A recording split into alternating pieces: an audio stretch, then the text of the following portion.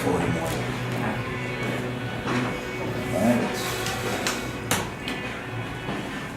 That's the Foo Fighters, Learn to Fly, broadcasting from the studio at the Paramount, brought to you by New York Cancer and Blood Specialists. It's Rob Rush, Orlando, and 94.3 The Shark with our very special guest, Sam from Chevelle. What's going on, man? Hey, it's always me, isn't it? We were having, it is always you, every time. Honestly, I'm the most interesting guy.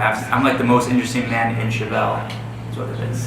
Which is weird because you're related somehow to every member in the band. So you're kind of dissing your own family right now. That's all right. That's what family's for, right? This got to be like a weird time of the year for that, because like you're on tour all the time, and then like when you're off a tour, do you celebrate like the holidays together? Sure, yeah, we do. I mean, we're all still friends, although that compressed environment of being on the bus and show, it's a lot of stress touring, but the payoff is the shows. How do you get each other holiday gifts if you're always together? We just pick out matching Ferraris. That's it. It's all the money from that last album. Lingerie and Ferraris.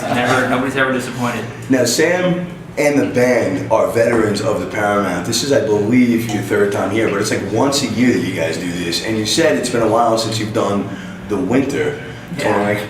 For whatever reason, why is winter touring better or more exciting? I don't know if it is. It's just right now, it's just fantastic, man. Everybody's just coming out. Everybody's excited. I think it really has to do with maybe just the sort of the atmosphere in the U.S. right now, where people are. It's an exciting time to be alive. It's also very. We're not really sure what's going to happen next. Tumultuous. Yeah, that's a nice way to say it. So I think maybe that falls over because when people have these things like that going on in their lives, whether it's personal or as a nation, we tend to lean towards things like music and movies and expression.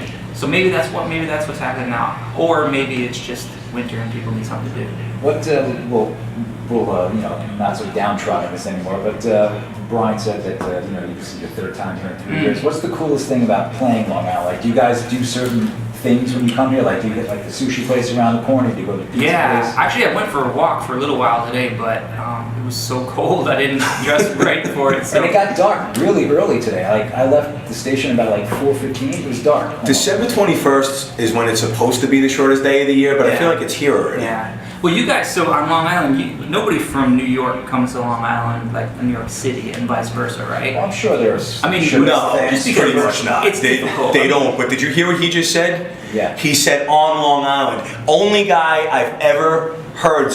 That's why you do the interviews. That's why you do the interviews. That's the correct. People say in Long Island, and it drives Long Island is insane. People in Chicago say Chicagoland area, and then people outside will say Chicagoland or Chicago area. But in Chicago, they say Chicagoland area, which is stupid. It's like compared to Chicago water area, but it's just something that you That's do. like somebody saying in Long Island. Exactly. Yeah. It's Rob Rush, Orlando. We have Sam from Chevelle. They are here tonight at the Paramount. There are still some tickets available. Just show up at the box office right here on New York Avenue. And you'll be going on about, what, 9:30 tonight? Yeah, 9:30. I think we're almost sold out. We should be, it's Friday night. So that's why, party, right? Yeah, you got to come I'm down. here to party. Well, have you toured the Founders Room? I mean, you've been here before. So We have. When I first got here, we're with a band called Ages on tour with us, and they're fantastic. And so I went and showed them around a little bit. Considering the fact that you're here so many times, and we actually have you on video from the last time touring the Founders Room. Perfect. One last question about music, because I remember last year when the new See the song came out, it was, hey, that sounds like the Chevelle song. And when you guys put out, I can't remember what song it was, but it was, hey, that sounds like the Tool song.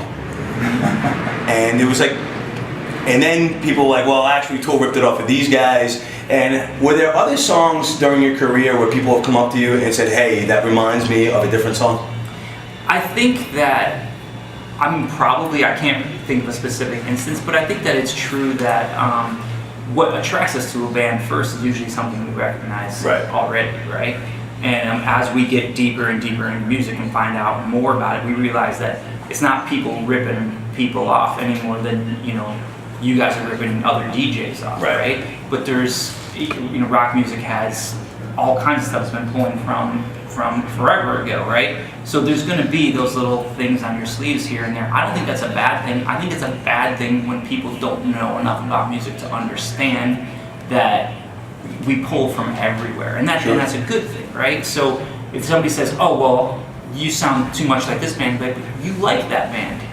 There's only a certain number of chords out there too. So you like that band. So what is it that you don't like about a band that has a couple of little similarities to it? The second we end this interview, I'm gonna remember all 3 songs. That's all right. Sting Fist was the Tool song. We got beat up, like not us, but Cedar got beat up about one of their singles that said it sounded like Take Out the Gunman.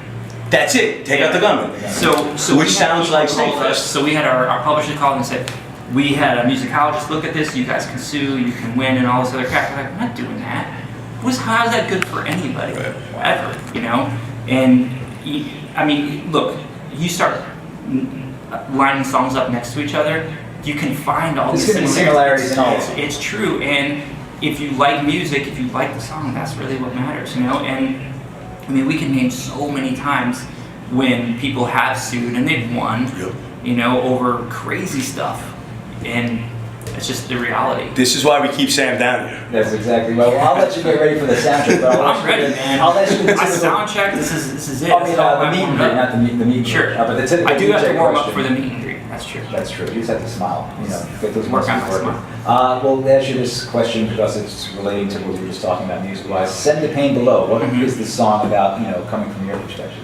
I mean, so Pete is our songwriter, our lyricist, and usually when I ask him about a song, he won't tell me.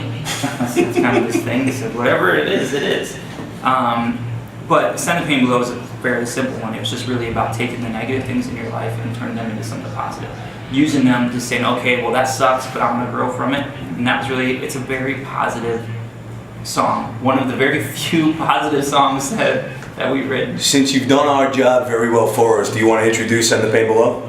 Yeah, you got a 10-second intro. I don't know if you know, so we're going to hit it starting right now. Before I do that, though, I want to mention Chevelle is here at Paramount tonight, and there are a limited number of tickets available. It's almost sold out, so get on down here, and we're going to start 10 seconds right now.